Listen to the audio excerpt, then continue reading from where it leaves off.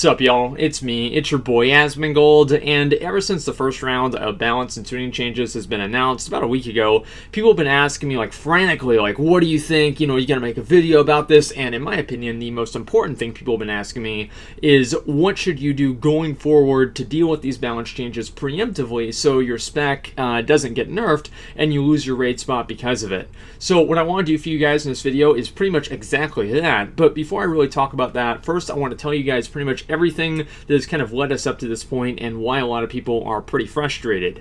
Now, before Legion was released, and whenever the artifact system was first announced and really started to be fleshed out and people started asking questions, one of the first and biggest questions was that what if, for example, just a random example here, what if Fury Warriors basically are terrible and Arms Warriors, even though you have to spam hamstring during Battle Cry, are somehow better? What do you really do in that situation? Because if you want to build for Fury, or maybe you were building for Fury, or maybe even better, guys, especially very, very current events, what if Arms gets nerfed and you are building for Arms? Should you have to go build for Fury too? And basically, how are you going to balance the two artifact weapons because you can only put artifact power into one weapon? Long story short, what happens with when one of your DPS specs gets nerfed that you were building all of your artifact power into, and now you have to play your alt spec that you don't really have as much points into, and you could potentially lose your raid spot, etc., etc., etc. People are very, very concerned about that. Now, I was one of those people. I still am, especially now. And basically what Blizzard said is that they said they're going to balance it better. And that pretty much, that has happened, I would say maybe a little bit more than it did in Warlord to Draenor, but ultimately, there have been 20% plus disparities between different specs. As far as I know, I think that Frost was just absolutely terrible in raids, and so was Arcane, and Fire was just miles ahead, and now they're buffing Arcane, and I've seen simulations that show Arcane above basically every other class by a huge amount now. So it's very, very confusing and also very, very frustrating for players to be building towards, let's say there's a guy in my guild that's already got 3 gold traits on his fire weapon, and if he knows that there's a lower ceiling on his fire weapon, he's never going to be able to hit those same numbers that Arcane's going to hit. He either has to be okay with being mediocre or has to go back and redo everything he's done before. So obviously people are very, very frustrated about this. Now, from my perspective, this has been a really big problem.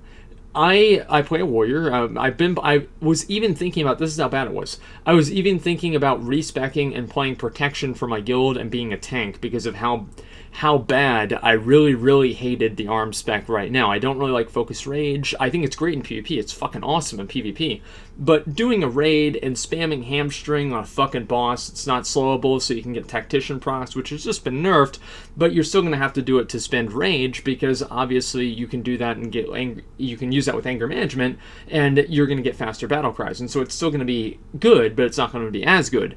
So that kind of stuff really, really annoyed me. I just didn't really like the playstyle of it, and I felt that Fury's playstyle was more engaging, and Fury just really didn't have the damage. I could still play Fury and maybe do okay, but there was just, as I said before, a very, very low ceiling for that, and I could never really reach that same potential that I could with Arms.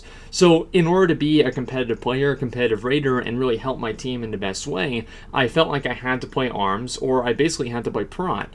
And at that point, whenever you're stuck between playing a tank, which is something that I've done before, I enjoy a lot, but raid tanking isn't really something I enjoy, or playing a spec that you really, really don't like this iteration of, you're almost in a position, this was for me, you're almost in a position where you don't even really want to raid at all.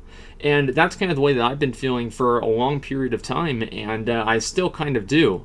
So it's been very, very frustrating for me, and I've been very, very concerned and bothered with the amount of disparities between the different classes and the specs and the performance of all of them. Now, I do want to address the concern, and what a lot of people are going to say, and I've talked about this a lot on my stream too, is that just play what you like for fun. The game's about having fun, and you guys know my real response is fun is for casuals, right? But the real talk thing is that we're playing in a multiplayer game, right? And if you're going to enlist 29, 19, 9, however many, 4 other people's efforts with your own, I think that as a person who's not selfish, and I try to be I try to do the most I can for my group. Even if I'm doing like Mythic +2s or something, I use a flask. I always play at 100% or as close to that as possible.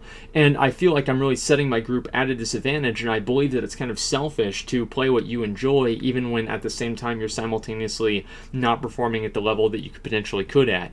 Now, obviously, there's a lot of gradations there and many, many shades of gray, but that's kind of my mentality. I always feel like I need to play the best spec for the best for the fight, the best spec, the best gear, the best talents, everything. I want to do it as good as I can because I have other real people who have enlisted their time to help me, and so I feel like I should enlist my time to help them in the best and most efficient way possible. And I think that's the most productive and the best mindset to have for going into any sort of group activity. But a lot of people don't really look at it that way, and I understand that. I'm just very glad that those people are not in groups with me. So that's kind of the way that I look at it. And so I really kind of felt like I didn't really want to raid at all because my spec really wasn't very good. So what I kind of want to go for you guys and kind of like tell you guys to go for is that this is kind of what I've been trying to do, and this is my real big advice to you guys in dealing with like these changes and everything like that. For one, don't really flip out too much about it until it actually goes live, right? People were going ape shit about the Shadow Priest and Demon Hunter changes, and some of those has been changed, and so that's really, really awesome. Very, very glad about that. Even though I'm not a Shadow Priest or Demon Hunter, I don't really want their specs to just be terrible, right? I don't really think that would be fair.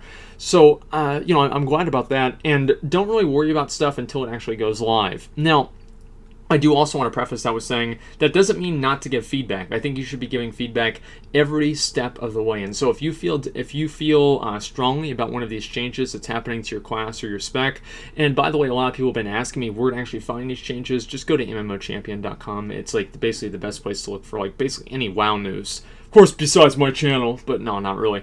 Like, MMO Champion's got that shit all on there, and you can also check the Battle.net page as well. Or Blizzard. Aren't they getting rid of Battle.net? I'm not even really sure. Anyway, going back to what I was saying, is that I don't really think you guys should worry too much about it and really get super stressed out about it. Definitely relay your feedback, tell people how you feel, make sure the developers know exactly how you feel. But then at that point, don't stress out too much about it until it actually hits live.